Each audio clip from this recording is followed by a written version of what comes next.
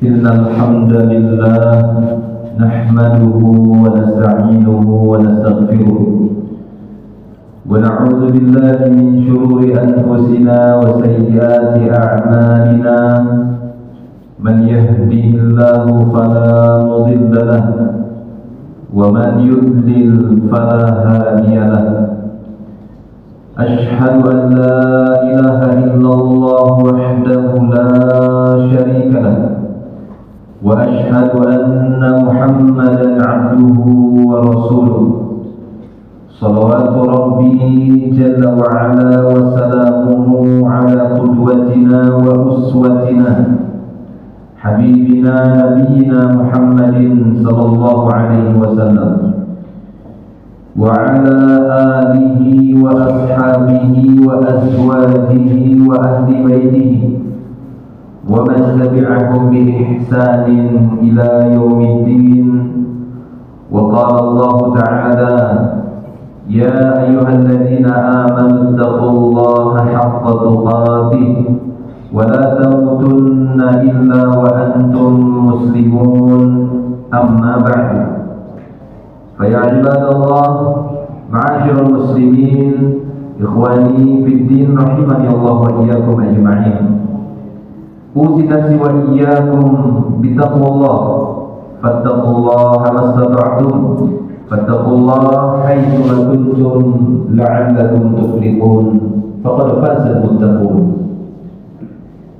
Saudara-saudaraku kaum muslimin yang dimuliakan Allah Subhanahu wa taala, segala pujian hanya milik Allah. Kita bersyukur kepada Allah atas segala nikmat dan karunia-Nya. Salawat dan salam kita tujukan untuk Nabi kita Nabi Muhammad sallallahu alaihi wasallam. Saya memberikan nasihat ketakwaan untuk kita semua, untuk diri saya pribadi dan untuk saudara-saudaraku semua jemaah yang dimuliakan Allah Subhanahu wa taala. Bertakwalah kepada Allah dengan semaksimalnya dan bertakwalah kepada Allah Subhanahu wa taala kapanpun dan dimanapun kita berada. Sungguh beruntung orang-orang yang bertakwa di dunia, terlebih lagi di akhirat. Saudara-saudaraku kaum muslimin yang dimuliakan Allah Subhanahu wa taala, ada sebuah hadis yang disebutkan oleh Nabi kita sallallahu alaihi wasallam, dicantumkan di dalam beberapa kitab hadis. Diriwayatkan oleh Al-Imam At-Tirmidzi, demikian juga oleh Al-Imam Al-Baihaqi di dalam sunannya. Di sana Nabi kita sallallahu alaihi wasallam bersabda, qala sallallahu alaihi wasallam, ata'anni min Allah wal 'ajalatu minasyaitan. Wa fi riwayat Tirmidzi, di dalam riwayat Imam Tirmidzi disebutkan al-anatu min Allah wal 'ajalatu minasyaitan, yang maknanya serupa. Kata beliau sallallahu alaihi wasallam bahwasanya sikap al-anat ataupun at-ta'anni, sikap tenang dan sabar, itu dari Allah. Sikap tenang dan sabar dalam menghadapi segala sesuatu itu adalah petunjuk dari Allah, karunia dari Allah. Ketika Dia memberikan sikap ta'anni, sikap anat kepada hamba-hambanya, maka beruntunglah orang-orang yang setiap melaksanakan segala sesuatu dan menghadapi segala sesuatu dengan ketenangan dan kesabaran. Itu dari Allah. Sementara al-'ajalatu minasyaitan, kata beliau sallallahu alaihi wasallam, sikap isti'jal, sikap tergesa-gesa, terburu-buru, sembarangan, sembrono, itu dari syaitan. Itu adalah gangguan dari syaitan yang ingin menggelincirkan manusia agar mereka tidak memperoleh kesuksesan di dunianya, terlebih lagi di akhirat, agar manusia jauh dari kebaikan, sehingga segala sesuatu mereka tempuh dengan ketergesa-gesaan, terburu-buru, bersikap emosi, marah-marah, sehingga berantakan semua urusan. Itu dari syaitan, kata beliau sallallahu alaihi wasallam. Ikhwani fillah rahimani Allah wa iyyakum ajma'in. Ketika kita melihat dalam hadis ini, maka mengingatkan kita apa yang pernah dialami oleh makhluk-makhluk pertama yang dicipta oleh Allah, terutama antara iblis yang merupakan makhluk pertama dari kalangan jin yang berseteru dengan manusia, ataupun manusia pertama yang diciptakan oleh Allah, ini Adam alaihi salam, selaku nabi pertama juga yang diciptakan oleh Allah Subhanahu wa taala. Hadis tadi mengingatkan kita akan kejadian ataupun kisah yang banyak disebutkan di dalam Al-Quran, terutama dalam surat Al-Baqarah, di dalam surat Shad. Bahkan para ulama menyebutkan ada 7 surat yang secara khusus menceritakan kejadian antara iblis dan Adam alaihi salam beserta malaikat pada waktu itu. Yang kita ketahui bersama bahwasanya para ulama sepakat awalnya iblis dikelompokkan kepada golongan makhluk yang mulia yang tidak berbuat maksiat, yaitu kelompok malaikat. Walaupun iblis sendiri dari kalangan jin yang bahannya berbeda, penciptaan dari malaikat dan jin ini berbeda. Malaikat diciptakan oleh Allah Ta'ala dari nur, dari cahaya yang memberikan penerangan tapi tidak menghancurkan, tidak membakar, tidak membinasakan. Berbeda halnya iblis diciptakan oleh Allah dari nar, dari api yang sifatnya membakar, lebih cepat menghanguskan daripada menumbuhkan.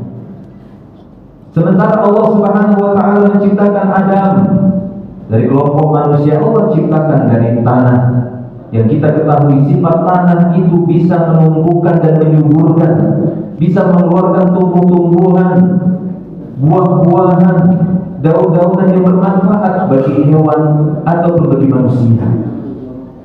Sehingga kata para ulama, tatkala kita mengaitkan hadis tadi, saat Nabi kita mengatakan ta'anni minallah wal ajalatu minasyaitan, sikap tenang dan sabar itu dari Allah, dan ketergesa-gesaan, terburu-buru itu dari syaitan, maka mereka melihat bagaimana syaitan ini dilihat dari asal muasal penciptaannya saja sudah menunjukkan makna itu, makna tergesa-gesa, makna terburu-buru.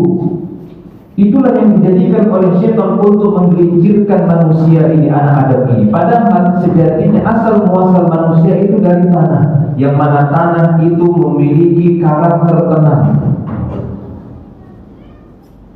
Tanah itu memiliki sifat ataupun karakter tenang. Lihatlah tanah liat, ketika dia hendak dibentuk menjadi sebuah tembikar, menjadi sebuah bejana, lalu dia diolah, diadon dengan penuh ketenangan, tidak bisa dengan ketergesa-gesaan. Tapi lihatlah api, ketika dia menjilat sesuatu maka dia akan menghancurkan dan menghanguskan. Ini merupakan karakter ketergesa-gesaan. Maka siapa saja yang ingin berhasil dan sukses, janganlah dia mengikuti gangguan syaitan ini, bujukan syaitan ini. Segala sesuatu dilaksanakan dengan terburu-buru, tergesa-gesa, mudah emosi, mudah marah. Itu merupakan karakternya syaitan, karakternya iblis. Allah Ta'ala menciptakannya dari api.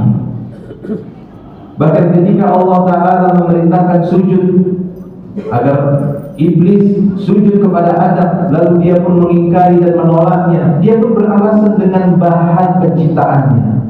Dia mengatakan, qala ana khairun minhu, ya Allah, aku kan lebih baik dari dia.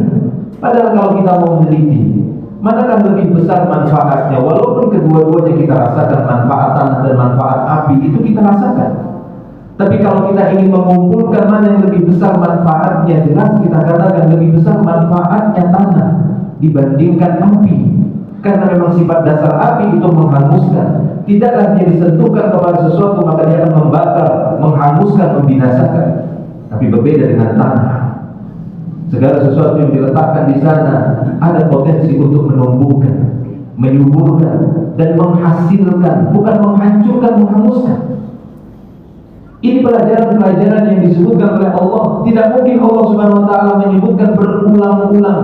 Bahkan kata para ulama tafsir, ulama Quran menyebutkan ada di 7 surat. Disebutkan di sana secara lengkap, secara komplit kisah Adam dengan iblis ini oleh Allah Subhanahu wa taala di luar ayat-ayat yang lainnya. Hal ini untuk menunjukkan bahwasanya kejadian ini bukan kejadian yang sepele, bukan kejadian yang hanya sebatas kisah dan cerita dongeng saja, bukan, tapi mengandung begitu banyak pelajaran-pelajaran yang mana kita termasuk anak keturunan Adam untuk mengambil pelajaran itu agar kita mendapatkan kesuksesan di dunia dan di akhirat. Tidak tertipu dengan tipuan-tipuan iblis dan bala tentaranya dari kalangan syaitan, yang mana mereka bertekad kuat, berazam, bahkan bersumpah. Iblis bersumpah akan menyesatkan anak keturunan Adam sampai hari kiamat, sehingga Allah Ta'ala mengabulkan doa kejahatannya, yang dia meminta kepada Allah agar umurnya dipanjangkan sampai hari kiamat. Tujuannya adalah untuk kejahatan. Begitulah bahayanya doa yang dipanjatkan kepada Allah, tapi muatan doanya untuk keburukan, maka hati-hati. Sehingga Nabi mengatakan kepada kita, jangan kalian meminta kepada Allah keburukan, tapi mintalah kebaikan, karena khawatir itu dikabulkan oleh Allah. Tapi sekiranya kita meminta kepada Allah kebaikan, kita minta terus kepada Allah, maka boleh jadi permintaan-permintaan kebaikan itu ada di antaranya dikabulkan oleh Allah, dan itu manfaat bagi kita. Kemudian faedah yang lainnya para jemaah Allah Subhanahu wa taala, selain dari hadis tadi, bahwasanya at-ta'anni itu memang sifat dasar karakter awalnya manusia yang diciptakan dari tanah, tenang. Oleh karena itu hendaknya kita semua memiliki sikap yang tenang, sifat penyabar. Karena sabar itu lebih identik kepada ketenangan. Karena makna sabar, kalau kita ingin melihat ke kamus bahasa Arab, sabar bermakna habasa, menahan sesuatu. Sehingga kadang kita dapat di Nabi SAW ketika menafsirkan makna saum adalah sabar, puasa adalah kesabaran. Karena pada puasa jika kita tergesa-gesa, maka rusakkan puasa kita. Itulah dia makna kesabaran. Sementara sikap al-ajalah, sikap istijal, terburu-buru, tergesa-gesa, tidak mau meneliti terlebih dahulu, hanya mengukur segala sesuatu menurut dugaan-dugaan saja, ini bahaya. Akhirnya melontarkan kata-kata yang terburu-buru, memfitnah, menyebarkan berita kebohongan. Kenapa? Karena tidak melakukan pengecekan terlebih dahulu, tidak melakukan tasabbut terlebih dahulu, tabayyun terlebih dahulu. Akhirnya dia pun jatuh kepada kesalahan, jatuh kepada lubang-lubang neraka, waliyadzubillah.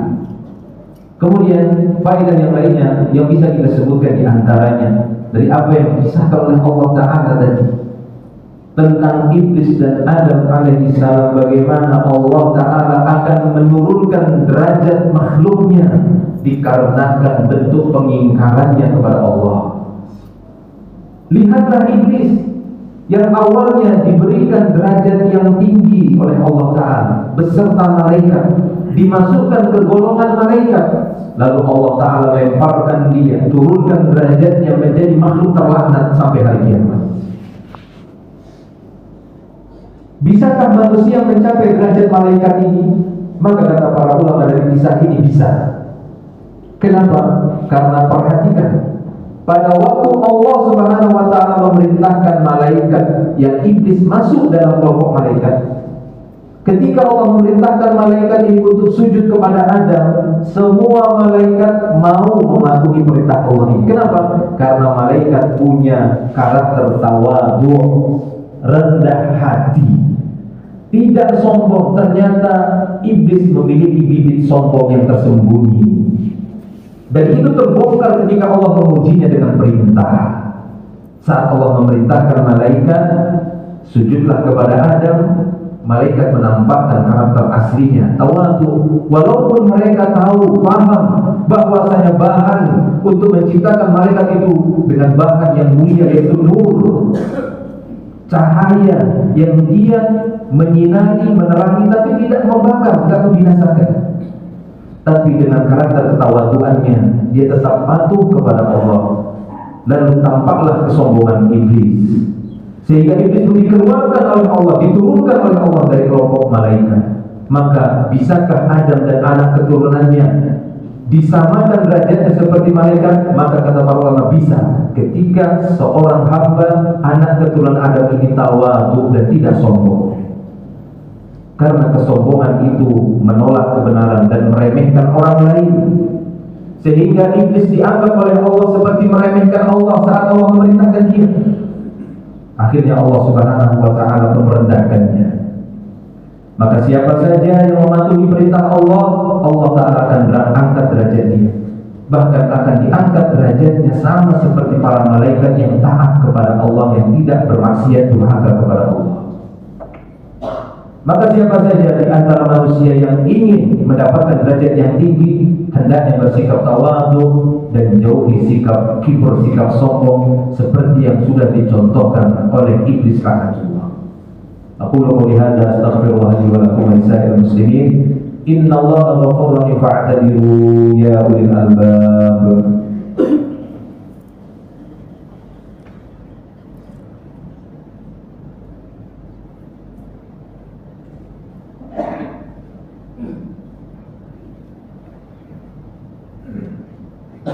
Alhamdulillahi rabbil alamin, wassalatu wassalam ala asyrafil anbiya'i wal mursalin, nabiyyina Muhammadin sallallahu alaihi wasallam wa ala alihi wa ashabihi wa man tabi'ahum bi ihsanin ila yaumiddin. Amma ba'd. Ma'asyiral muslimin, ikhwani fid din, rahimani Allah wa iyyakum ajma'in. Di dalam hadis yang lain Nabi kita sallallahu alaihi wasallam bersabda, al-muslim akhul muslim, la yadhlimuhu wa la yakhdhuluhu wa la yahqiruhu. Rawahu Muslim. Kata beliau sallallahu alaihi wasallam, disebutkan hadis ini di dalam Sahih Muslim. Beliau bersabda bahwasanya seorang muslim dengan muslim yang lain, seorang pemeluk agama Islam dengan pemeluk agama Islam yang lain, itu seperti saudara sekandung. Akhul muslim itu seperti saudara sedarah, walaupun mereka tidak saudara, walaupun mereka tidak satu rahim, akan tetapi mereka dinyatakan oleh Allah Ta'ala seperti orang yang bersaudara.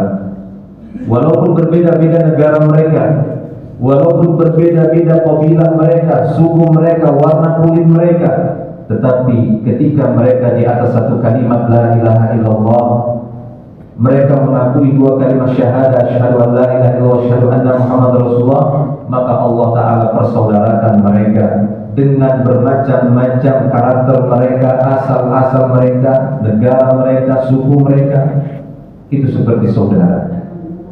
Maka kata beliau lanjutannya, wala yadlimuhu, jangan sampai seorang muslim menzalimi muslim yang lainnya.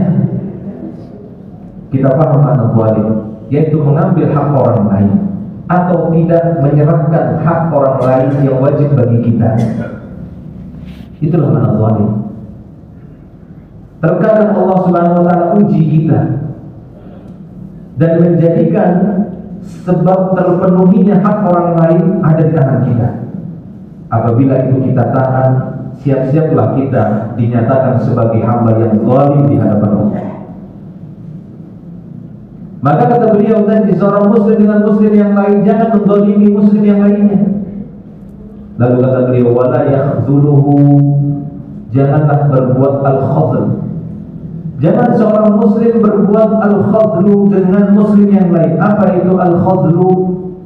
Kata Al-Imam An-Nawawi di dalam syarah Sahih Muslim dan kitab Al-Minhaj, beliau mengatakan al-khadlu tarkul i'anah wan nasr. Al-khadlu adalah sikap seorang muslim yang tidak mau membantu muslim yang lain saat muslim yang lain itu dia ketahui membutuhkan bantuan dan dia mampu untuk membantu, lalu dia tidak mau membantu, maka ini dilarang oleh Nabi kita. Jangan sampai seorang muslim menelantarkan muslim yang lainnya. Tidak ada sikap sama sekali, tidak ada kepekaan sama sekali, padahal dia mampu membantu saudaranya. Tarkul i'anah, tarkul nasr. Terlebih lagi saat ini, banyak saudara-saudara kita yang mungkin kita dengar, kita lihat, terlebih lagi saat ini, saudara-saudara kita yang ada di negara Palestina sedang mengalami ujian semenjak dahulu sampai hari ini, belakangan ini. Kita dapati mereka dibantai oleh orang-orang kafir, musuh-musuh Allah.